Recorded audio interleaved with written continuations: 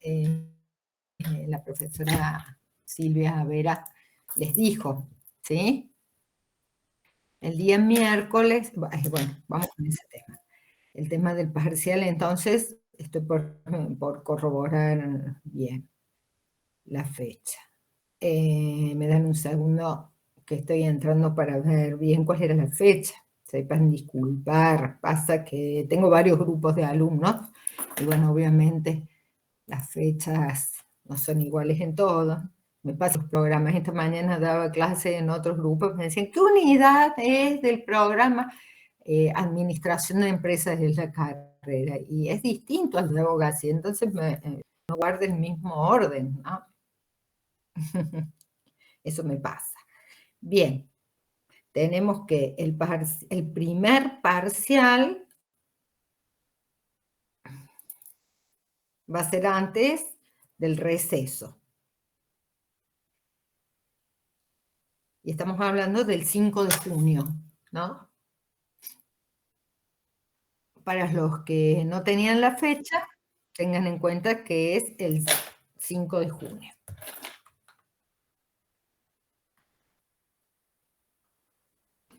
¿Presencial, profe? Sí, va a ser presencial. Buena pregunta. Va a ser presencial. Vamos a conseguir el lugar para que entren todos, porque son muchos. Otro tema que teníamos pendiente de respuesta es que ha sido autorizado por el Departamento de Sociales el dictado anual para la carrera de abogacía de esta materia, ¿no? Así que bueno, tenemos el visto bueno del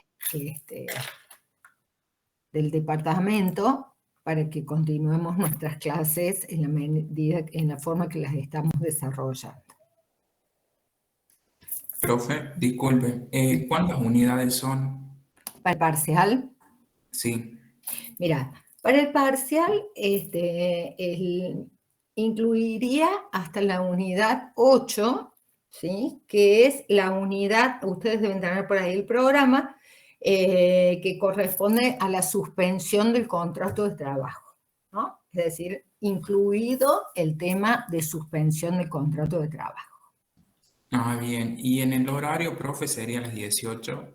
Sí, siempre es a las 18, nuestros grupos. ¿Tá? El Gracias. horario es el de siempre. Bien, no sé qué día cae, a ver, cae día lunes, así que va a ser lunes 18 horas. Sí, no sé quién me está consultando. Alguien me estaba hablando. Chicos. Brian. Es lo que acabo de decir. Hasta la unidad creo que es la 8, pero para no errar, tengan en cuenta que va a ser hasta que veamos todo el tema de suspensión del contrato de trabajo, que va incluido también suspensión. Y por ahí si tienen el programita, me pueden ayudar a corroborar si la unidad de suspensión del contrato es la 8. Bueno, para el que me estaban preguntando ahí está. 5 de junio están poniendo en el chat la fecha para que, para los que no sepan. Bien. Bueno. Sí, profe, la unidad de suspensión del contrato de trabajo es la 8. Gracias. Gracias, Rosario. Para que no haya dudas. Bien. Seguramente después vamos a avanzar un poco más, pero el parcial va a incluir hasta ahí. ¿Sí? Así pueden hacer prácticos y demás.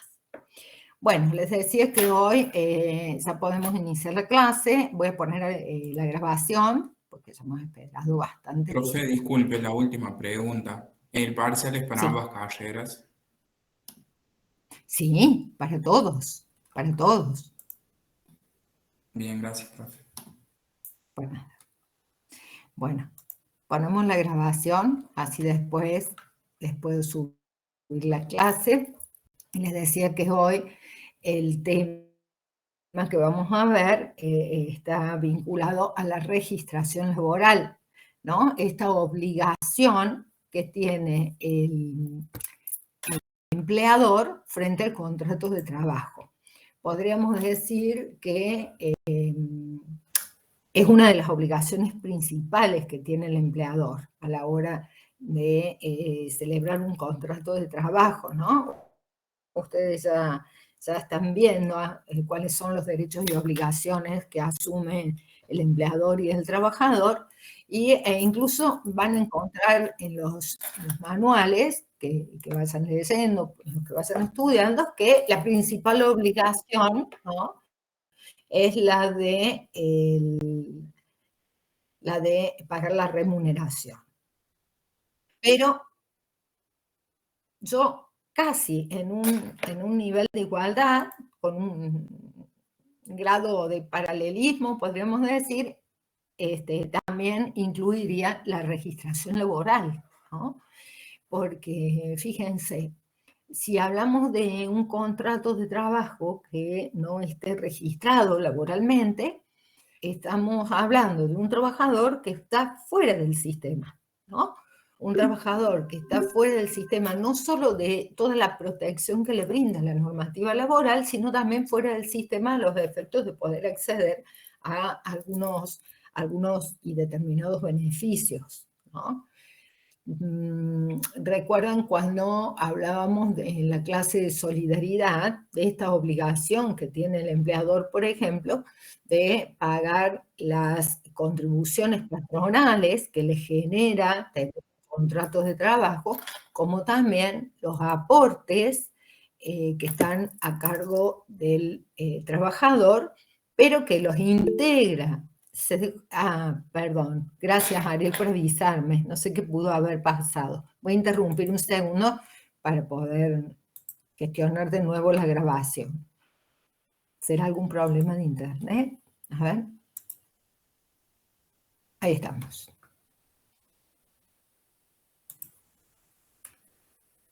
Bueno, pareciera que está en orden. Decía entonces que el hecho de que un contrato, lo voy a repetir para que quede grabado, no se encuentre debidamente registrado, implica que el trabajador no va a poder acceder a determinados beneficios. Por un lado, se ve privado de todo el sistema de protección que le brinda la ley de contrato de trabajo y todo el derecho del trabajo en general. Y por otro lado, no puede acceder a ver, perdón, estoy comprando, dice, un problema técnico, se quitará a Caterina Sánchez de la reunión. Cuando se empiezan, pueden intentar unirse de nuevo después, dice. Bueno, parece que se ha detenido de nuevo la grabación. Estamos con problemas de la grabación hoy. Bueno, de todos modos, lo vamos a intentar de nuevo. Si no funciona, no se preocupen, porque debe estar la clase grabada del año pasado, y del año pasado ahora no ha cambiado nada, más que algunos ejemplos que puedo haber dado diferentes. Vamos a intentarlo por esta vía. Algo pasa que... Ahí está, que no me deja grabar. Bueno, volvemos entonces. Las consecuencias de no tener la protección y además de no acceder a algunos beneficios, como por ejemplo los beneficios que brinda la seguridad social, ¿no? Que ya venimos hablando de este tipo de protección, ¿no? Venimos introduciendo algunos conceptos de la seguridad social. Por ejemplo, un trabajador que no tenga debidamente registrado su contrato de trabajo, estamos hablando de la situación concreta de lo que normalmente se conoce como el trabajo negro, ¿no? Una expresión que la verdad es odiosa, no nos gusta mencionarlo de esa manera, pero es como se conoce comúnmente este tipo de irregularidad, ¿no? Cuando un trabajador está en esa situación, no va a poder acceder a tener una jubilación el día de mañana, porque al no tener aportes y contribuciones, no va a cotizar al sistema destinado a las jubilaciones y pensiones, no va, si es una mujer que atraviesa por la situación de maternidad, no va a poder a lo mejor solicitar la licencia por maternidad con toda la protección y la asignación familiar que le brinda la seguridad social a través de ANSES en estas situaciones. No van a poder requerir las asignaciones familiares los trabajadores, como pasa cuando tienen hijos menores en edad escolar, por ejemplo, ¿no? Y otra serie de subsistemas que administra ANSES que solamente puede hacer uso el trabajador en caso de que tenga sus aportes y contribuciones correctamente registrados, ¿no? ¿Por qué? Porque se trata, fíjense, que el sistema de la seguridad social es un sistema solidario. Una de las características y de los principios que rige el sistema es la solidaridad, ¿no?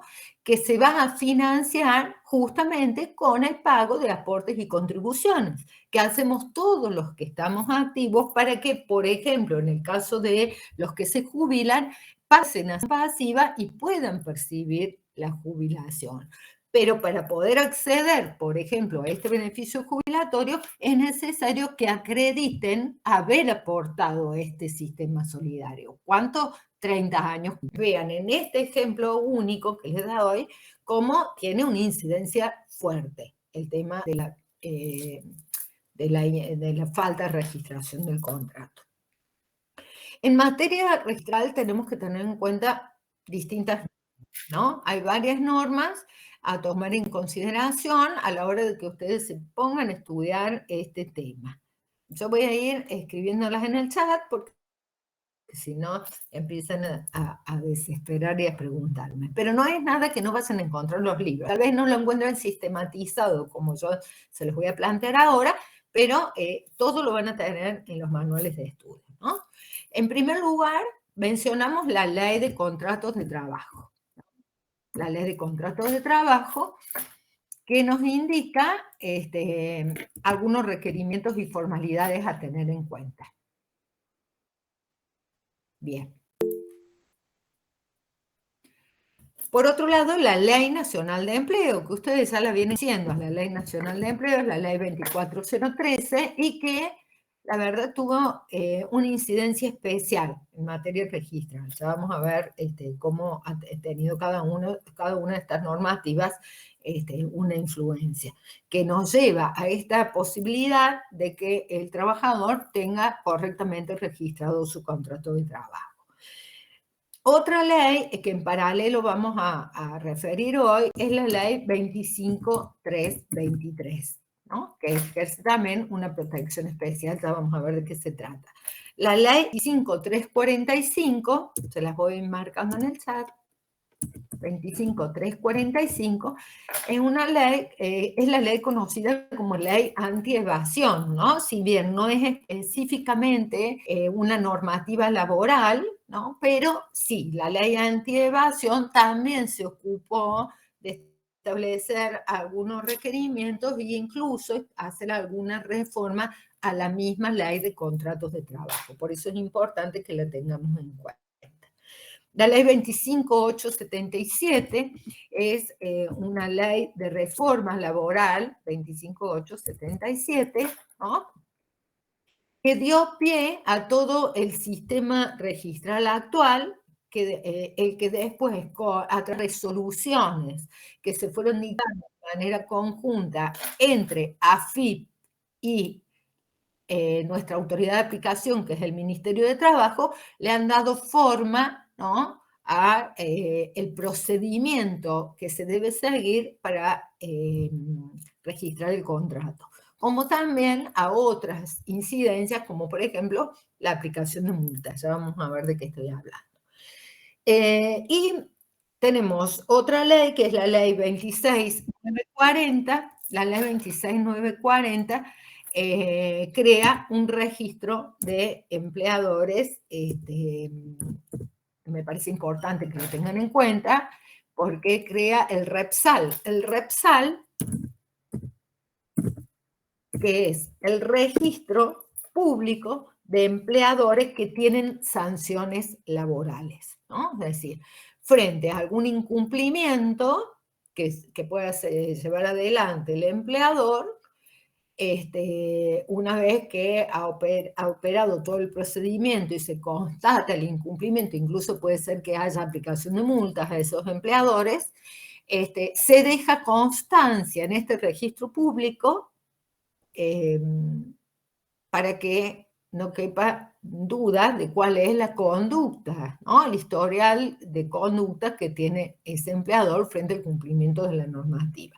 Un registro que ha sido de mucha utilidad a la hora de la consulta, por ejemplo, de los organismos oficiales que están a cargo de el control del cumplimiento. Llámese Ministerio de Trabajo, llámese AFIP, ¿no? Entonces, incluso ANSES en algún sentido. Es más, fíjense, ya vamos a ver cómo a través de otra ley, que es la 25212, se establece todo un sistema de multas y de sanciones pecuniarias a los empleadores que no cumplen con la normativa laboral en este sentido, y este registro pasa a tener un protagonismo, ¿no? Porque la graduación de las sanciones, ¿no?, también tiene que ver con la conducta que ha tenido el empleador frente a esta situación. Entonces, cuando se va a hacer la aplicación de la multa, también se consulta el REPSAL para ver si es un empleador que por primera vez comete un incumplimiento que puede tener diversas causas, o se trata de una persona, ¿no es cierto?, que ya tiene su historia en este tema. Bien, a los fines de que la multa cada vez sea más gravosa para que tenga mayor impacto, ¿no? Mayor impacto. Siempre hablando de que estas multas implican la última consecuencia, ¿no? La última consecuencia, porque todas las normas, ya vamos a ver, que venimos mencionando, se han dictado con la finalidad de facilitar al empleador que cumpla con su obligación de registrar el contrato de trabajo. Entonces decimos, sí, la principal obligación del empleador es el pago de la remuneración. ¿Por qué? Porque la remuneración tiene carácter alimentario y porque implica la contraprestación directa del contrato de trabajo, ¿no? En donde el trabajador compromete la fuerza laboral, la prestación de servicios, y a cambio del pago de una contraprestación que va a ser la remuneración, ¿no? Pero esta obligación de registrar el contrato no es menos importante, ¿no? No es menos importante. Bien. Empezamos un poco con la ley de contratos de trabajo, que en el artículo 52, ¿no? Vamos a ir mirando la ley para que ustedes también ya se vayan familiarizando con los conceptos y con el lenguaje técnico, ¿no?, de esta materia.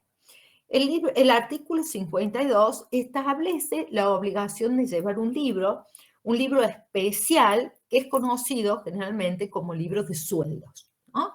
El libro del artículo 52 es la documentación obligatoria que cada empleador va a tener que tener en su empresa, especialmente a la hora que le sea requerido por las autoridades, ¿no? Llámese libro de sueldos, Maribel, libro de sueldos.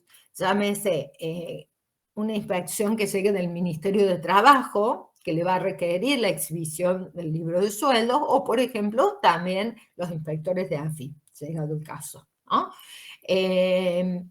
Incluso, supongamos que el empleador ya está en algún conflicto laboral con algún trabajador que ha sido llevado a juicio, cualquier juez que esté interviniendo en juicios laborales le podría requerir esta documentación laboral obligatoria. Fíjense que desde el punto de vista del derecho del trabajo, ya voy, déjenme, Julieta, que yo voy a desarrollar. No me vayan preguntando palabra por palabra porque estamos empezando con el libro. Yo ya voy a explicar lo de rubricado, la homologación y demás, ¿sí? Bueno. Decía entonces, no es que me molesten las preguntas, pero así no interrumpimos tanto y yo desarrollo, y si quedan dudas, cuando vamos viendo cada uno de los temitas, me van preguntando, ¿sí? Y pasamos al siguiente. Decía entonces que este libro del artículo 52 es la documentación laboral obligatoria, ¿sí? La documentación laboral obligatoria desde el punto de vista del derecho del trabajo. Que va a tener que estar presente junto con los otros que sean exigidos al empleador para el ejercicio de su empresa, de su comercio, como podrían ser los que se exige desde el punto de vista del Código de Comercio, por ejemplo, ¿no es cierto? Pero desde el punto de vista laboral es el artículo 52, el que tiene que tener una presencia. La norma dice, los empleadores deberán llevar un libro registrado, rubricado en las mismas condiciones que se exigen para los libros principales de comercio, ¿no? Bueno, lo primero a tener en cuenta es que dice los empleadores, es decir, que es una obligación exigida a todo tipo de empleador. Al decir a los empleadores no discrimina, los incluye a todos. Desde el pequeñísimo empleador que tiene a lo mejor un único trabajador en relación de dependencia hasta una gran empresa, ¿sí? Todo el mundo tiene que tener su libro de artículo 52. La norma indica, y acá voy con lo que me estaba preguntando Julieta Acevedo, ¿no? Rubricado y registrado. Rubricado y registrado. La rubricación y la registración del libro es una exigencia a los fines de darle autenticidad a esta documental. Si fuese un libro, ¿por qué? A ver, primero un libro que lleva únicamente el empleador, el trabajador no tiene acceso a ese libro. Entonces, por esa causa es necesario que intervenga el organismo de control, que es el Ministerio de Trabajo, a los fines de ejercer un control sobre esa documental que maneja el empleador, que está en poder del empleador y que confecciona el empleador. Si no, sería muy fácil consignar en el libro cualquier información que, al no ser controlada o constatada, ¿no es cierto?, sería erróneos. Entonces, la rubricación implica que la autoridad de aplicación va a ejercer el control y, en ese caso, le va a dar el visto bueno al libro que lleva el empleado, ¿no? El empleador tiene la obligación de presentar esta documentación ante el Ministerio de Trabajo, que va a hacer este control. Y únicamente después que se hace este control y esta rubricación o este visto bueno que le va a dar el ministerio, va a obtener la habilitación. Si el libro no tiene la habilitación del Ministerio de Trabajo, va a ser un libro que no tiene la suficiente fuerza, por ejemplo, probatoria, porque no va a estar calificados más que como una documentación que está en poder del empleador, ¿no? En este sentido, es el propio Ministerio de Trabajo, se exigen los mismos requerimientos formales de cualquier otro libro de comercio, como dice la ley, ¿no es cierto? No va a tener que tener enmiendas, ni borrones, ni agregados, ¿no es cierto? Ni raspaduras, porque eso va a invalidar. En caso, supongamos, que el empleador requiera hacer alguna modificación porque se equivocó, primero va a tener que notificarle, hacerle ver y constatar esa notificación al trabajador que esté involucrado con respecto al cual él se ha equivocado y después ponerlo en conocimiento del Ministerio de Trabajo para que lo avale, ¿no? Porque si llega el inspector del Ministerio de Trabajo de la empresa, pide el libro del artículo 52 y se encuentra con que hay algunas correcciones que no han sido visadas, rubricadas y habilitadas por el mismo ministerio, va a considerar inválida la información que tiene el libro. ¿Vamos bien? ¿Se va entendiendo? Bueno. Sí, profe. Bueno. Sí, profe. Estamos bien ahí, Julieta Acevedo, que me estaba preguntando. Bueno. Sí, profe, muchas gracias. Bueno, vamos. Se entendió. ¿Qué contiene el libro? ¿Qué contiene el libro? En realidad podremos graficarlo como decir, es como un resumen del vínculo laboral, como un resumen del contrato de trabajo, ¿no? Por un lado, ustedes lo pueden después estudiar detenidamente en el libro, el artículo 52. Perdón, en el artículo mismo, ¿no? Primero se individualiza la empresa o el empleador, ¿no es cierto? Todos los datos del empleador, cuál es la empresa, cómo se llama, el domicilio, el rubro o la actividad que se desempeña en la misma, etcétera. Todo lo que haga la identificación de la empresa. Después tiene que surgir de este libro la individualización de cada uno de los trabajadores que están en relación de dependencia, ¿no? Todos los datos personales, en principio, incluyendo si el trabajador declara tiene cargas de familia, algo muy importante que debe constar, porque si el trabajador no denuncia que tiene esta situación de que tiene cargas de familia, bueno, y no lo acredita ante el empleador, puede verse privado de algunos beneficios, como decíamos recién, como por ejemplo, la obra social, que se va a hacer extensiva también a su grupo familiar, o como por ejemplo, si tiene hijos en edad escolar, no va a poder después reclamar ante ANSES el pago de la escolaridad anual, ¿no? Lo que se cobra todos los años en el mes de marzo como para ayudar a afrontar los gastos escolares. Esto cuenta como ejemplo nada más, ¿no? Como eso, otros datos.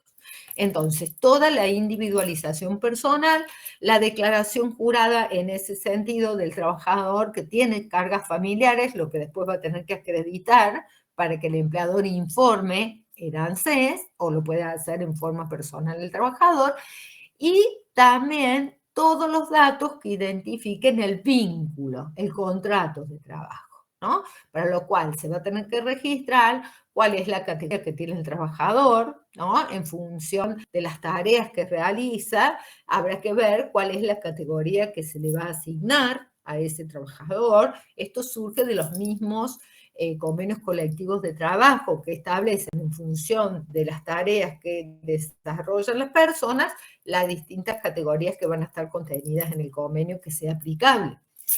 La remuneración que percibe este trabajador, ¿sí? También una consideración al pago de los aportes y contribuciones que realiza el empleador y todo lo que haga a la identificación del vínculo. Por supuesto que siempre ha sido un libro imagínense que desde la antigüedad que tiene nuestra ley de contrato de trabajo, era un libro físico, ¿no? Un libro papel, podríamos decir hoy, ¿no? Un libro que incluso se puede comprar hasta el día de hoy, se puede conseguir en librería jurídica o en alguna librería que tenga este tipo de papeles comerciales. No es para nada difícil, pero también ha sido objeto de el avance tecnológico, ¿no? Y hoy la mayoría de las empresas puede tramitar, ¿no? Y solicitar la habilitación de lo que conocemos como libro digital. Este es un servicio que presta a través de Internet en su página la solicitud del empleador de la habilitación del libro digital. Igualmente pasa por el control y la fiscalización del Ministerio de Trabajo porque es la autoridad de aplicación, ¿no? Dentro del ámbito administrativo, quien va a hacer la rubricación, el control y la habilitación del libro. En este caso es más preciso la habilitación porque se habilita determinado número de hojas, ¿no? Y se establece una fecha de habilitación. De modo que este libro digital va a tener validez a partir de la fecha de habilitación del ministerio.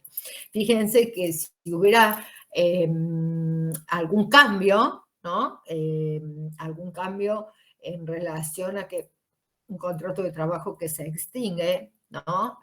Un trabajador que deja de prestar servicios o al revés, alguna nuevo trabajador en servicios, todas estas novedades deben ser incluidas en el libro, ¿no? Entonces, de ese modo, también cada modificación, cada cambio que ocurra va a tener que ser notificada ante el Ministerio de Trabajo. Bien, en este caso se habilita un sistema de hojas móviles, ¿no? A los fines de que sea más fácil, a lo mejor someter al control una única hoja móvil y no todo el libro cada vez que haya una modificación. Bien.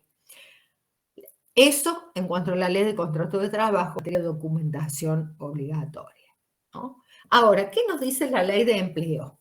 Siempre tenemos que estudiarlo en correlación. Empleo 7, nos vamos a ir al artículo 7 de la ley de empleo, que yo lo había marcado, pero ya le saqué la virome que había puesto, así que lo busco de nuevo. Acá estamos, ¿no?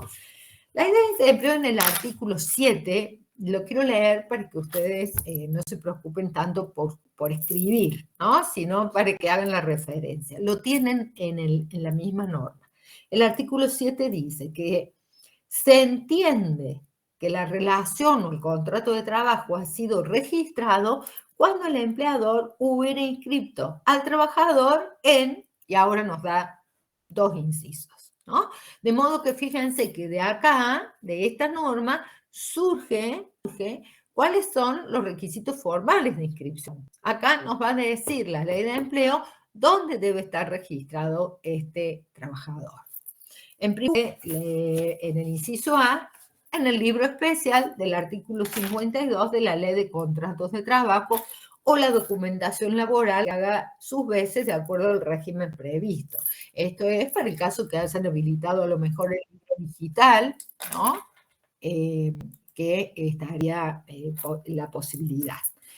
Y en el inciso B dice, ¿dónde más vamos a registrar el contrato? Dice, en los registros mencionados en el artículo 18, inciso A. Fíjense, ya vamos a ir a ver qué dice el artículo 18, inciso A. Me interesa el último párrafo del artículo 7 que dice, las relaciones laborales con los requisitos fijados en los entes se considerarán no registradas. Entonces, a rajatabla, estos son los requisitos de cumplimiento o cuando querramos decir o querramos saber cuando un contrato está debidamente registrado, vamos a tener que ir a leer el artículo 7 de la Ley de Empleo para recordarnos, ¿no? Libro del artículo 52 más el artículo 18, inciso A. Vamos a ver qué dice el 18, inciso A. Dice, hace referencia a lo que es el sistema de registración laboral. Bueno, este sistema único de registración laboral nace a partir de forma que la ley que les mencioné antes, 25.877, ¿no?, introduce en la ley de empleo en materia registral. Por esta ley, 25.877, se crea un sistema de simplificación registral de los contratos de trabajo para que al empleador le resulte más simple hacer la registración. Un poco basado en experiencia del historial que venía trayendo el tema de los contratos de trabajo, en esta época se dictan normas de este tipo siempre con la finalidad de la registración de los contratos. Había mucho trabajo sin registración laboral o mal registrado laboralmente. Entonces, aparecen estas normas para tratar de dar solución a ese problema. Lo que se pretende es que el empleador pudiera acceder de una manera más simple a la registración. Antes de esto, registrar un contrato de trabajo realmente resultaba una tarea bastante tediosa para el empleador. En la mayoría de los casos tenían que contratar una persona que estuviera más especializada en el tema, como por ejemplo un contador, ¿no? ¿Por qué? Porque eran tantos los organismos a los que había que acceder para poder llevar a cabo la inscripción que a veces el mismo empleador ni siquiera conocía cuáles eran esos organismos. De modo que a veces el contrato de trabajo estaba mal registrado, incluso por desconocimiento. Sabemos que en derecho el desconocimiento no es excusa, el desconocimiento de la ley, ¿no? Pero era lo que ocurría en la práctica. Pensemos en un pequeñito empleador.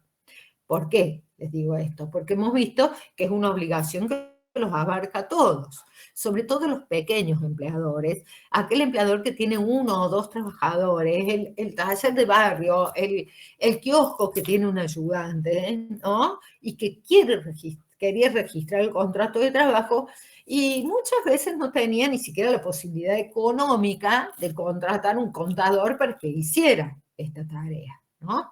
Y tampoco conocían muy bien cuáles eran sus obligaciones. A partir de esto nace, les decía, este sistema de simplificación registral que a través de un único trámite, ¿no? De una sola manera, se ingresan los datos, ya voy a hacer alguna referencia a cómo se hace, después le vamos a pedir también al contador Vega que si él puede hacerles ver en el sistema cómo es el procedimiento de registración. Pero se hace a través de un único trámite. También se idea el sistema de gestión electrónica o por internet en la página de AFIP, en un sitio que denominamos como Mi Simplificación. De ese modo, me acuerdo cuando apareció este sistema tan novedoso de la registración, a través de esta manera electrónica, ¿no? Decían, bueno, con un único clic puede registrar. Bueno, no es tan fácil, pero sí el propio sistema va llevando y requiriendo la información, ¿no? Que hay que ingresar para que el contrato sea registrado. De modo que cualquier persona puede hacer, siguiendo los pasos que le indica la página. Para esto ha sido de mucha utilidad esta concentración de información de empleadores y trabajadores a través de lo que conocemos como el QUID y la QUID, ¿no? QUID, que es el Código Único de Identificación Tributaria, que va a concentrar toda la información referida al empleador, ¿no? Y que es la clave única de identificación laboral que concentra toda la información referida al trabajador. Esta clave se tramita ante ANSES y una vez que obtiene cada uno, la empresa seguramente ya cuenta con QUID, pero una vez que el trabajador obtiene la clave única de identificación laboral, ingresando las claves, ya el sistema a través de Mi Simplificación en AFIP, en la página de AFIP, los vincula, ¿no? Al trabajador con esa empresa o con ese empleador, ¿no? Y bueno, ahí el mismo sistema le va requiriendo todos los datos de modo tal que con esa única registración el trabajador va a obtener la registración laboral completa. El sistema le va a requerir al empleador, que ya lo va a tener informado a través del QUID, ¿no? Cuál es, por ejemplo, la aseguradora de riesgos de trabajo que cubre los infortunios laborales en la empresa. También es necesario hacer la inscripción ante el sistema o el registro ante social. La obra social, que en principio podría ser la que habitualmente cubre a los trabajadores que desempeñan funciones en esa empresa, pero que eventualmente el trabajador va a poder elegir, solicitando a su trabajador, a su empleador, que después le derive los aportes y contribuciones patronales a esa obra social que ha elegido para él y su grupo familiar. Entonces, lo que antes implicaba un peregrinar de ir a los distintos organismos a dar el alta, el contrato de trabajo, hoy se simplifica sentándose en la computadora, entrando a la página de AFIP y haciendo el trámite por internet, ¿no? El sistema otorga una constancia a los empleadores que que se la otorga por duplicado. Una copia va a ir al legajo personal de ese trabajador en la empresa, dación laboral, y la otra copia debe ser entregada al trabajador como constancia de que a su contrato de trabajo, ¿no? Otra cuestión a tener en cuenta dentro de este sistema único de registración laboral que nace con la 25877 y que vuelvo a decir, después se ha ido perfeccionando el sistema a través de una serie de resoluciones que ha tomado o AFIP o el Ministerio de Trabajo o algunas resoluciones que han tomado en conjunto a los fines de mejorar, ¿no?, el procedimiento de inscripción. Decía entonces que además, cuando hay necesidad de hacer alguna modificación en los datos, como podría ser a lo mejor un cambio de categoría del trabajador, ¿no? Nosotros ya hemos visto que hay posibilidad de que el trabajador, y a eso se aspiraría en realidad, ¿no?, vaya progresando, vaya creciendo, vaya mejorando su situación, lo que implicaría un cambio o un aumento de categoría. Esto, cualquier modificación también se va a informar por esta misma vía, ¿no? La ley ha establecido un procedimiento de alta del contrato de trabajo, que incluso está previsto que se puede dar alta al contrato hasta 5 días antes de iniciar el vínculo laboral. Cuando el trabajador inicie su prestación, ¿no?, cuando inicie la relación de trabajo, como hablábamos la otra vez, ese contrato ya tiene que estar inscripto, ¿no? Ya tiene que estar inscripto. Bien. Con las bajas ocurre lo mismo.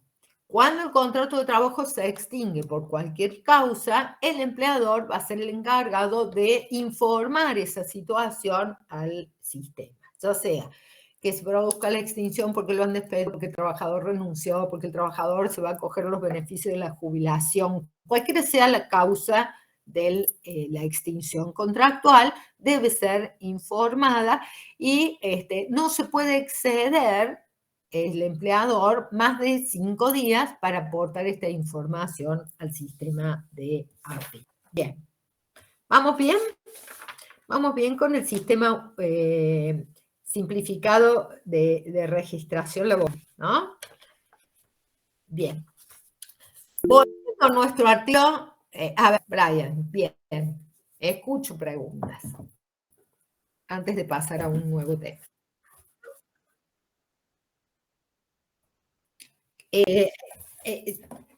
Todas las comunicaciones tienen que ser informadas de manera inmediata, pero en el caso de las bajas se le otorga hasta 5 días corridos posteriores a que se haya producido la extinción, ¿no? Da esa amplitud de tener unos días para que el empleador informe, ¿no? Lo mismo ocurre con las que puede sufrir el contrato, ¿no? Lo ideal es hacerlo de manera inmediata, pero bueno, cuentan con un pequeño plazo para poder llevar a cabo el informe. Bien.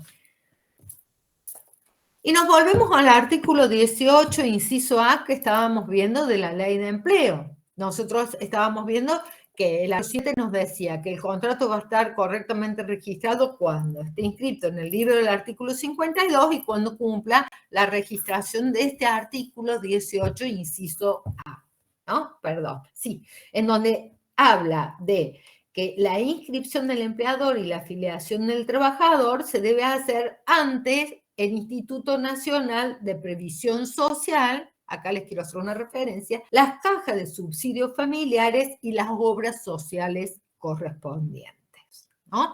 ¿Por qué les quiero llamar la atención y por qué les pido que le vayan leyendo conmigo el artículo 18, inciso A? Porque tanto el Instituto Nacional de Previsión Social como las cajas de subsidios familiares hoy han sido disueltas. Justamente cuando nace el sistema de registración laboral, el sistema simplificado de registración laboral, se disuelven estos institutos. ¿Por qué? Porque antes había que ir personalmente a hacer el trámite en estos organismos. Se disuelven y se les da el alta directamente a través de la página de AFIP, como veníamos mencionando. De modo que, en resumidas cuentas, hoy tenemos que tener el libro del artículo 52, ¿no? La inscripción en este sistema único de registro laboral a través de la página de AFIP, ¿no? Y también el registro ante las obras sociales. En principio, en términos generales, cumpliendo con estos requerimientos, estaría correctamente registrado el vínculo.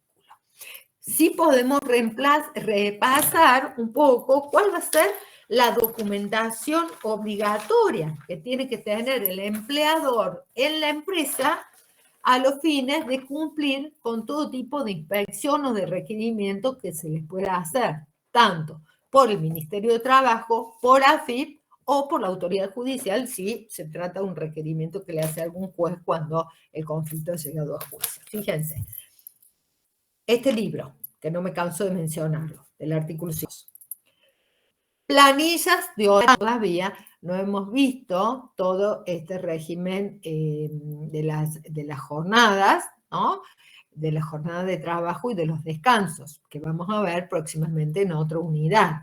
Todas estas constancias deben ser volcadas en la relación laboral, que implica una planilla de horarios y descanso, que incluso la ley dice exhibida. Y ese es un artículo de una norma que está vigente. Entonces, más allá de que hoy se pueden llevar todos estos registros por vía electrónica, es necesario que la planilla de horarios y descansos esté exhibida en la empresa.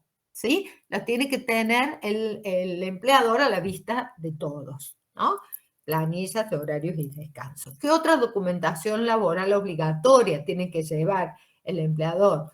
Recibos de haberes. Recibos de haberes donde consta lo que se le paga al trabajador. ¿Ya vieron con el contador Vega todo lo que hace, o con la profe Carola, la remuneración? No, me parece la próxima unidad, ¿no? Bien. Bien, ahí van a ver bien los requisitos de los recibos de haberes. No me voy a detener en eso, me voy al tema de la registración. Constancia de quill del empleador. Ahora Ana Paula, que es la RT. Está bien. Constancia del empleador, lo tiene que tener esa, como también una constancia por parte del trabajador. Como dijimos recién, lo va a tramitar ante ANSES, ¿no? Debe constar en la documentación obligatoria que tiene el empleador en la empresa. Una declaración jurada de las cargas de familia. Mencionamos recién eso, ¿no? Es el trabajador el que va a denunciar qué cargas familiares tiene. El empleador no puede ser adivino de esta situación, ¿no? Entonces, esto está en cabeza del trabajador, que le va a dar en una declaración jurada lo que ha manifestado el trabajador, para poder acceder a los beneficios que ésta le puede generar. Una constancia sobre cuáles son las condiciones de seguridad de la empresa, ¿no? Esto sobre todo cuando se trata de empresas en donde está involucrada alguna actividad insalubre, ¿no? Cuando la empresa tiene como actividad principal una actividad riesgosa, o se manipulan, por ejemplo, elementos que puedan ser nocivos para la salud, tiene que pasar por el sistema de inspección de la salud, que le va a generar un informe de la salubridad ambiental, ¿no? Contrato de afiliación del empleador a esto que me está preguntando Ana Paula, que es la ART. La ART es una aseguradora de riesgos de trabajo. Ya vamos a ver cuando veamos la unidad que refiere a los riesgos laborales, que el trabajador tiene una protección frente a cualquier accidente que pudiera sufrir o alguna enfermedad que le pueda acarrear algún daño en su salud personal como consecuencia de las tareas que realiza, ¿no? En ese caso, el empleador va a tener que contratar una aseguradora de riesgos de trabajo que va a ser la que va a cubrir ese riesgo, ¿no? Actúa como una suerte de aseguradora, ¿no? Como una compañía de seguros, ¿no? De modo que es necesario que el empleador tenga la constancia de que está afiliado a una aseguradora de riesgo de trabajo o ART que cubra estos riesgos laborales. Y también debe constar esta documentación obligatoria que tiene que tener el empleador, toda la constancia en relación a los aportes y contribuciones que hizo al sistema de seguridad social.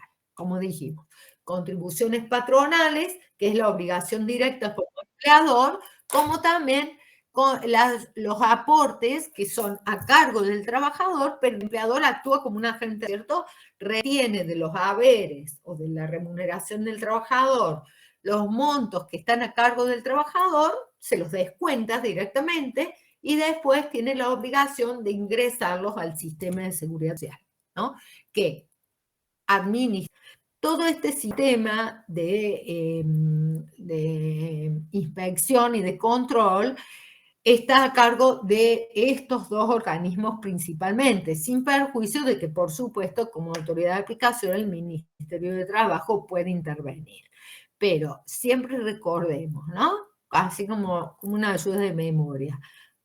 AFIP recauda. De hecho, toda la información ingresa vía AFIP, en la página de AFIP, ¿no? www.afip.gov.ar. ¿no?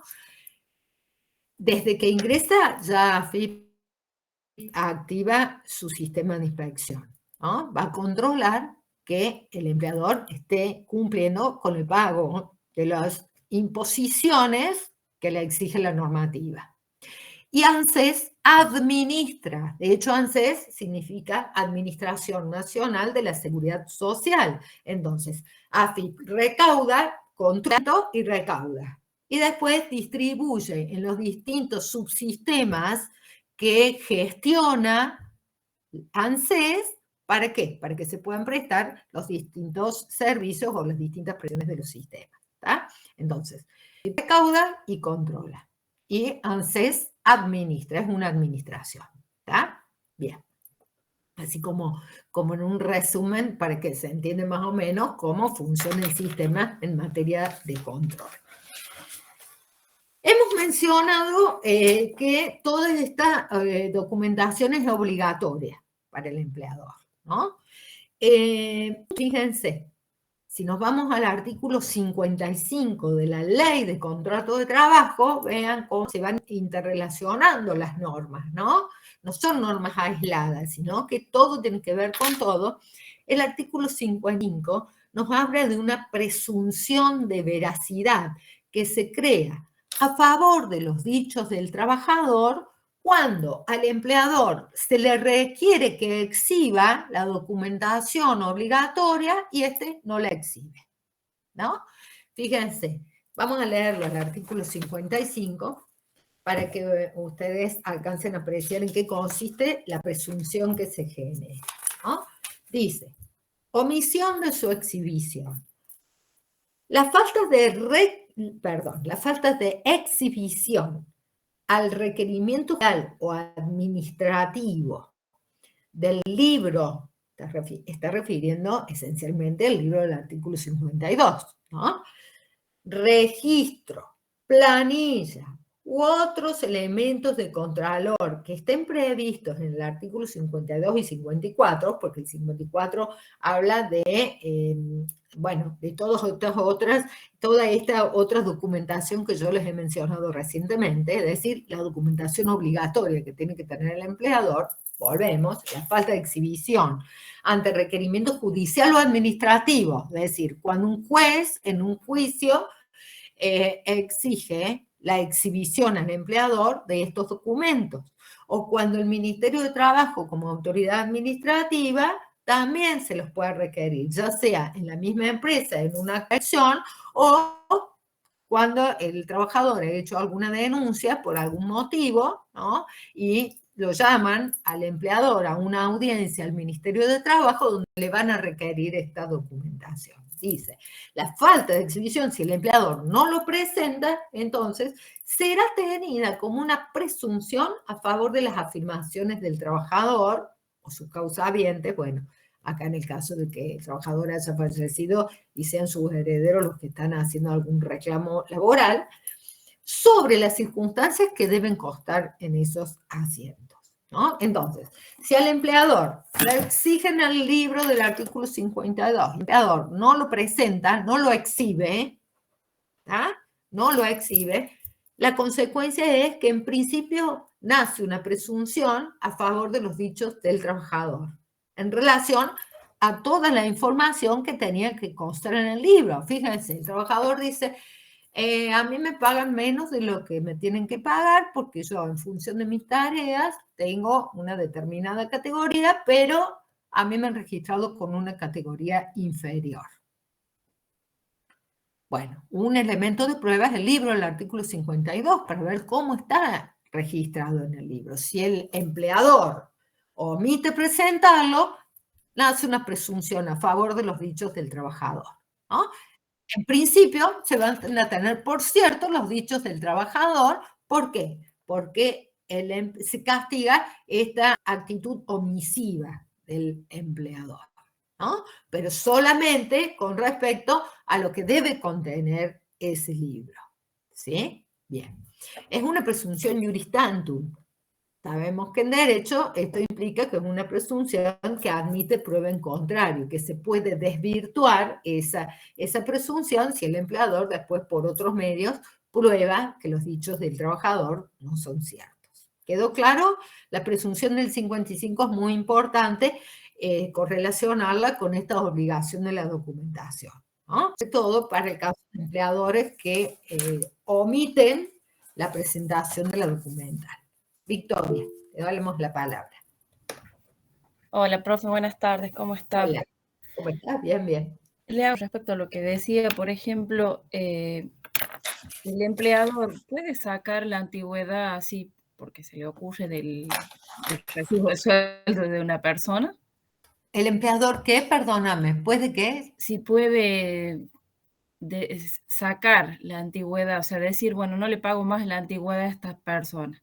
No es posible. No es posible. O sea, a ver, el rubro antigüedad sí. Está previsto en algunos convenios colectivos de trabajo, ¿sí? Bien. Es un rubro que se va a pagar de acuerdo al convenio colectivo de trabajo y la escala salarial de ese convenio que lo tenga previsto como un rubro que tiene que pagar el empleador, ¿no? Bueno. Bien, gracias, profe. Pero si tiene la obligación de abonar ese rubro y si ya lo empezó a abonar, o sea, si tiene la obligación de pagarlo, va a tener que cumplir con lo que dice la escala salarial, ¿no? Ahora, mucho peor si lo venía pagando y se lo saca. No sé si esa era la pregunta. Le venía pagando la antigüedad y de repente dice, bueno, no te pago más la antigüedad. No. Hay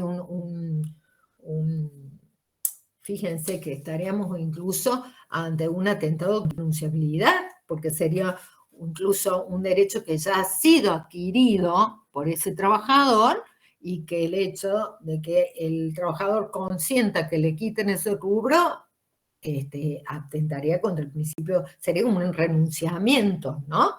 Un renunciamiento que tiene efecto de nulidad. Sabemos nosotros que todo tipo de renunciamiento, lo que marca la normativa laboral que es de orden público, tiene eficacia de nulidad, ¿no? O sea que no sería factible. Bien. Vamos con Pablo, te escucho. Antes que avancemos con... No, profe, por ejemplo, lo que decía la compañera, es lo que le pasó a los docentes ahora cuando el gobernador le sacó la antigüedad. Bueno, a ver. Hay varias cosas. En principio hay que ver qué pasa con la normativa que aplica a ese grupo de docentes, ¿no? El rubro docente es bastante complicado porque no solo que tiene diversas representaciones, hay distintos gremios, esto genera que hay distintos convenios vigentes, hay que ver cuál es el que corresponde a ese grupo docente, ¿no? Y en segundo término, que un poco tenemos que tomar con pinza porque estamos hablando de administración pública, son los docentes provinciales, ¿no, Pablo? Estamos hablando de eso. Sí, profe. Sí, Claro, no son del orden privado. Entonces recuerden que toda la normativa laboral en principio excluye a los docentes perdón, no los docentes, a todos los trabajadores del sector público. En este caso, a este grupo, ¿no? Sin perjuicio de eso, en la normativa específica, en materia de remuneración, no hay ninguna norma, ni en el orden público, ni en el orden privado, que admita ese tipo de renunciamiento. Es como bajarle el salario, ¿no? De una manera unilateral. Habrá que ver qué dice el convenio aplicable y la escala salarial que incluye a estos docentes, ¿no? En los docentes hay una diversidad normativa, creo que es uno de los sectores más complicados para entender porque tenemos docentes a nivel universitario, a nivel medio, a nivel primero, por ramas, por especialidad, de acuerdo al empleador, si es público, si es privado, si es de la nación, si es de la provincia, si es del municipio, y hay que primero encuadrar bien cuál es la normativa aplicable, ¿sí? Así que ojo con eso. Eso se lo digo para que después no vayan por ahí por la vida diciendo la profe laboral dijo esto, ¿no? No sé a qué nos estamos refiriendo concretamente, pero en términos generales, este tipo de renunciamientos no está permitido para nadie, ¿está? Bien. Vamos, en principio, identificar que es la misma ley que crea este sistema de registración laboral simplificado, a través de la ley 25.877, que introduce modificaciones en la ley de empleo, ¿no? Crea también el sistema de inspección general, un sistema integral de inspecciones que está a cargo de esto, pone en cabeza al Ministerio de Trabajo, ¿no? El Ministerio de Trabajo y de la Seguridad Social es quien tiene esta facultad de fiscalizar el cumplimiento de toda la normativa laboral y de la seguridad social, ¿no? Pero no nos olvidemos que si bien tiene a su cargo como autoridad de aplicación esta función, siempre va de la mano de AFIP, que coadyuva desde otro lugar, ¿no? Desde otro lugar, pero también haga de cumplir, de fiscalizar el cumplimiento, especialmente de lo que es recaudación, ¿no? Por eso siempre decimos, uy, la AFIP, le tenemos como un poco de miedo a la AFIP, ¿no? Siempre estamos, uy, que me van a controlar esto, me van a controlar esto, ¿no? ¿Por qué? Porque también tiene facultades de inspección. Fíjense que el Ministerio de Trabajo, en esta función de control que tiene del cumplimiento de las normas, además tiene facultades sancionatorias, de modo tal que frente al incumplimiento de las normas laborales y de la seguridad social, puede aplicar sanciones al empleador. ¿Qué tipo de sanciones? Las únicas que puede aplicar en el orden administrativo es pecuniaria, es decir, traducida en multas, ¿no? Entonces, por un lado, tenemos este sistema de sanciones a través de multas del Ministerio. A esas multas se le van a sumar las multas que podría aplicar AFIP en caso de que detecte que se ha incumplido desde el punto de vista impositivo. Es decir, un empleador que no ingresa aportes o no ingresa las contribuciones patronales, ¿no? Está cometiendo un incumplimiento impositivo. De modo que también AFIP estaría en posibilidad de aplicar multas, ¿no? Ya tenemos las multas del Ministerio de Trabajo más las multas que nos aplicaría AFIP. Y la ley 25.212, que se las mencioné en el listadito que escribimos ahí en el chat, también es una normativa que ha establecido un sistema de multas para empleadores incumplidores, ¿no? En este sentido, se ha hecho una calificación de multas y se las clasifica en leves, graves y muy graves, ¿no? En esto que a nosotros nos interesa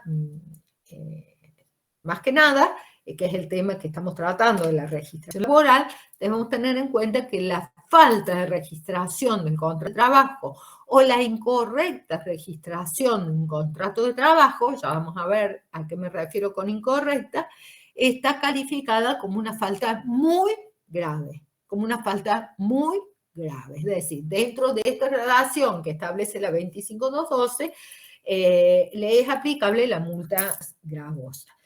Y en la cuantía se establece que la multa muy grave puede alcanzar entre un 50 al 2000% del salario mínimo vital y móvil, ¿no? Es decir, se da esa flexibilidad para que las autoridades apliquen multas que consideren. Para eso van a analizar la situación personal del empleador que no está cumpliendo.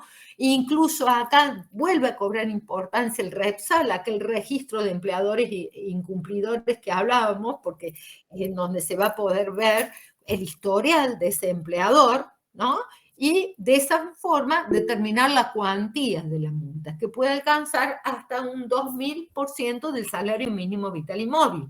Fíjense que hoy el salario mínimo vital y móvil ronda los 69.500 pesos, ¿no? Se podría aplicar como multa hasta un máximo de un 2000% y un mínimo de un 50%, ¿no? Las multas bastante gravosas.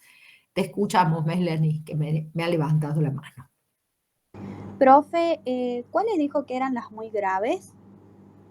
Las muy graves, bueno, yo no les he dado todo lo que comprende la ley. Lo que quiero significarles es que dentro del grupo de las muy graves está incorporada la falta de la registración del contrato de trabajo o la incorrecta registración, que es lo que estamos viendo hoy. Entonces, un empleador que no registra el contrato de trabajo o que lo hace insuficientemente, ya vamos a ver a qué me refiero con eso, ¿no?